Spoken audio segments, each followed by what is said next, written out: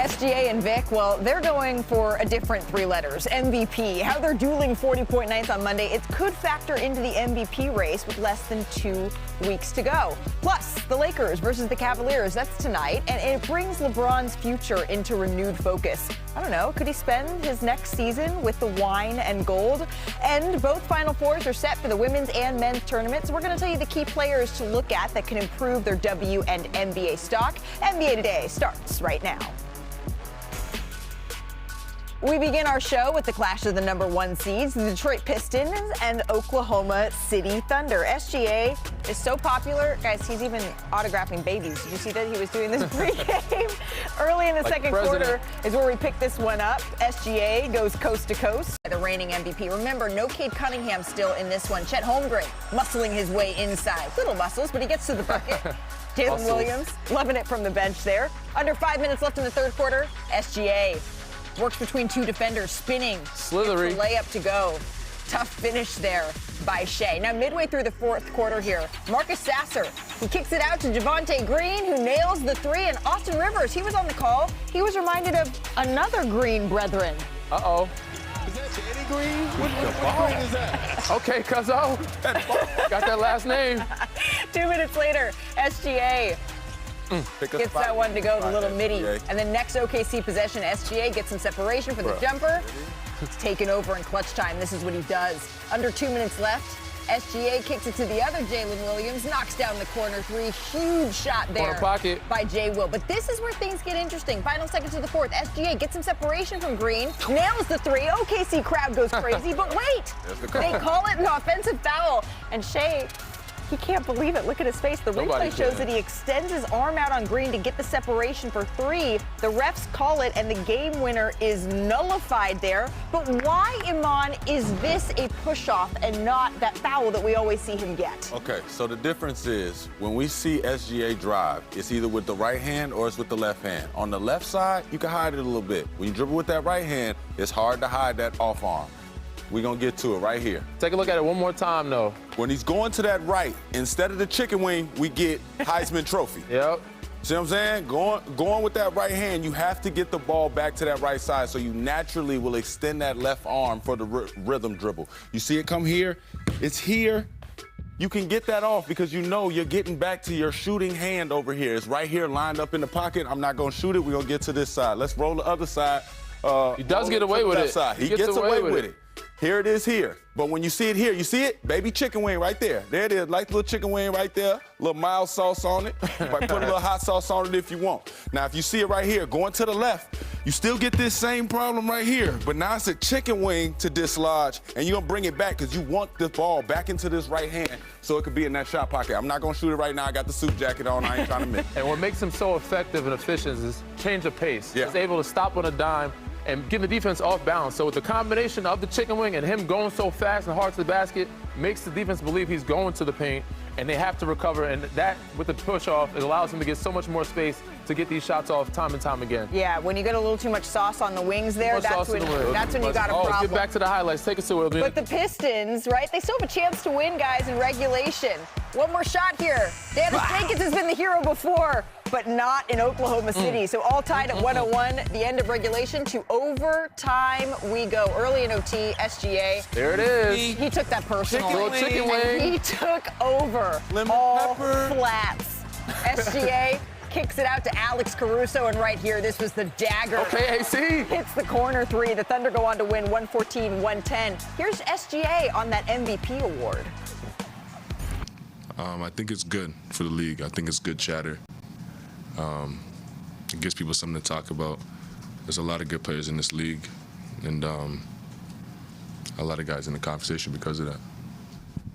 There's been chattering on behalf of other players. Would you like to chatter on behalf of yourself? Nah, I'm good. Thanks for asking, though. But yeah, I'm good. I let my game do the talking. That boy just too smooth. He said, I let my game do the talking. Shades Listen, I'll inside the building. I'll let you guys talk about that stuff. I'll let my game do the talking. Well, he lets his game do the talking. Maybe that was a message to somebody else. I don't know, because the race for the 1 seed in the Western Conference, it's close. getting pretty tight here, gentlemen. The Spurs and the Bulls, they were in action last night. And by the way, look at the separation there. Barely any in the standings. It was a block party for Victor Wembanyama in this one. Look where he came from. Making his case for Defensive Player of the Year. Out of nowhere with the left. And then later in the half, Wemby gets it. Shot fake, step back. I need room. I don't know why they jumped that. Like, why you're not going to block it? Dominant first half for Wemby as he continues to dominate too in the second half. And guys, the Wemby-Castle connection, they've been in sync all year. Here's what Wemby had to say about Area 51. We've had the chance to spend lots of minutes on the court together, and he understands me very well. And me as the roller, I'm trying to make sure every time he throws it up high enough, because still sometimes he doesn't throw it high enough. Well, jumping ahead to the fourth quarter here, Wemby, he says, I'm going to get high. Sizing up his defender here. One-handed slam. He finished with 41 points, 16 rebounds, and the Spurs take this one. This is just ridiculous, and he makes it look ordinary, right? Because besides scoring 26 of his 41 points in the paint, Monday was also his 8th career game with at least 3 threes, 3 blocks, and 15 rebounds. That's already the most by any player since blocks were officially tracked by the NBA. All right, 50 years ago. 6 games, 50 years, and he's already saying, yeah, I'm the first, I'm the first, I'm the first, and we have 6 games to go. Yeah. And so by seeing SGA and seeing Victor Wembanyama, what they did back-to-back, you cannot tell me that they aren't tracking what the other person is doing, knowing what the MVP race has never been tighter. Has anything changed here for you, Amon?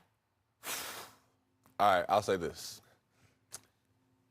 SGA is doing everything that he's supposed to be doing to make his case. That's right. And I think that with last year's history and with him already having the 4 trophies, I got him ahead as far as before I went to sleep last night. But everything that I'm seeing Wembanyama do is like, first of all, it's must-see TV. Mm-hmm.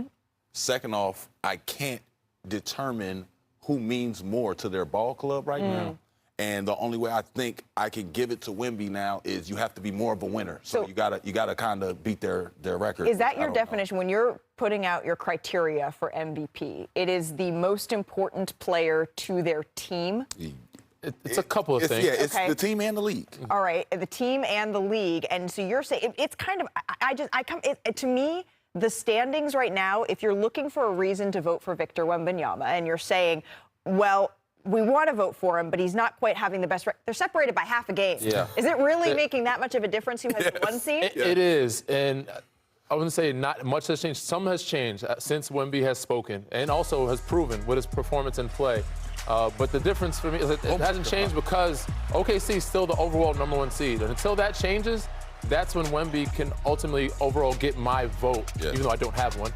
But SGA has done it and done it time again without his second best player for most of the year. His Scottie Pippen has been gone a lot of the year. Chet has been in and out. Alex Caruso's been in and out. Hartenstein's been in and out. He's carried this team to 60 wins and breaking Wilt Chamberlain's record of 20+ points. Look how much the odds have shifted. Yeah. It's way closer today than it was back on March 22nd. I mean, that's what campaigning for yourself kind of does a little bit. You know, he spoke and people realize, and Draymond said, why is this a profound statement? People forget how important defense is. And 3 blocks to go with 16 rebounds and 41 points, he's not only dominating on offense, he's dominating on defense, too. Yeah, I guess I come back to, I understand if you're trying to have the conversation about Luka Doncic and Nikola Jokic and SGA and Wemby, where winning is going to separate in that way.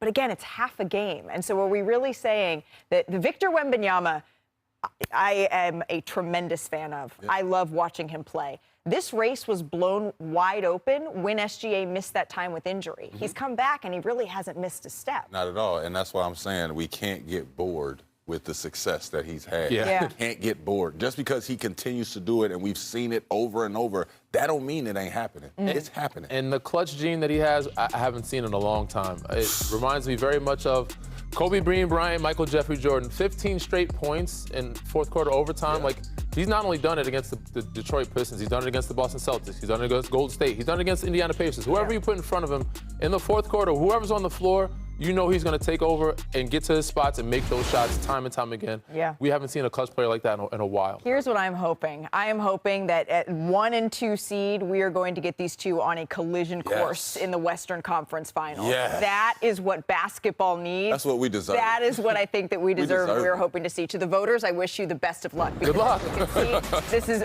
very, very tight of a race. But before we go to break, we do have some breaking news this morning.